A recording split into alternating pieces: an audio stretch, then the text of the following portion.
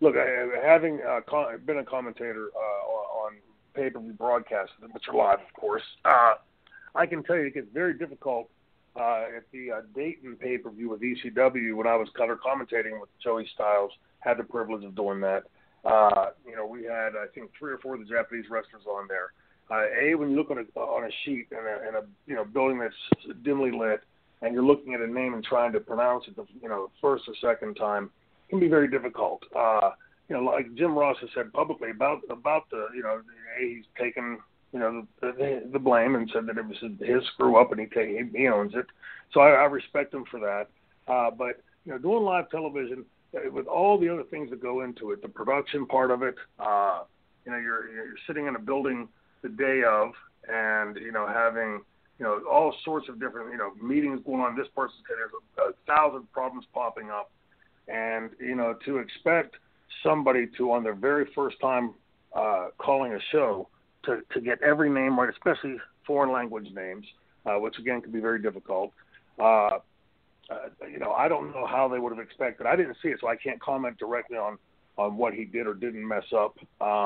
But I think more in general, to take a step back, this to me gives me the main thing that I say that is wrong with the internet in the first place is it gives an equal voice to everybody, which is great if everybody has has their facts straight. And but to go on there, there's so many things that go into the product.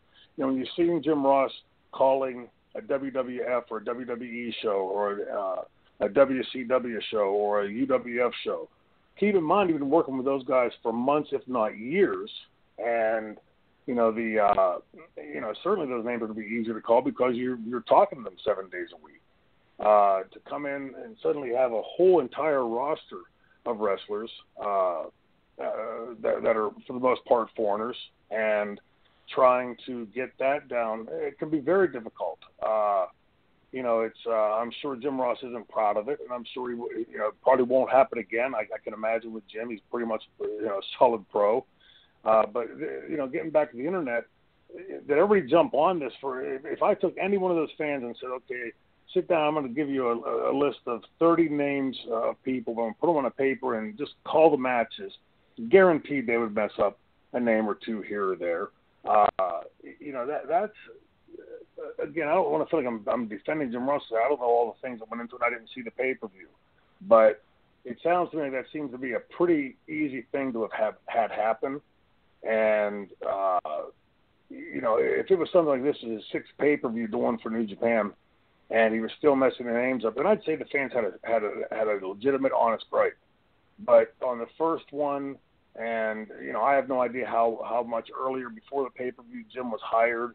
There's so many parts of it that I don't know that I really can't give a solid comment on, other than to say messing up foreign names is a very easy thing to do. And like I said, I'm pretty positive that you won't see Jim mess it up again because he's that kind of a pro. But I just think that this whole internet thing, it gets crazy because everybody wants to jump on and pounce. It's almost like they're waiting. Like I'm going to listen to this podcast and I'm going to wait for Shane to make one comment that's wrong or pronounce something wrong. And then they'll jump and pounce and say he's the biggest jackass that's ever lived and shouldn't be on the podcast. That's easy. That's really easy, sitting in the living room or in the basement, reading the internet and typing your stuff out. I've always known Jim Ross to be an uber professional, sometimes to the point of being a stickler for things.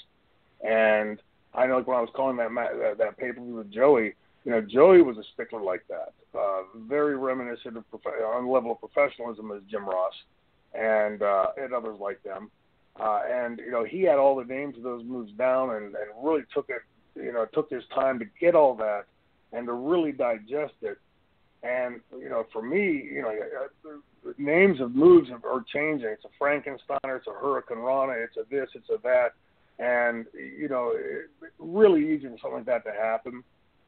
Again, I want to finalize by saying I hadn't seen the pay-per-view. I want to go back and watch it now to see what was the level of his misstatements. And to say that I'm pretty certain, and I'll go on record to say I'm damn certain that Jim Ross won't let that happen again. But Jesus, if that's all somebody has to complain about, then I'd say that their life, they got a pretty good life going on.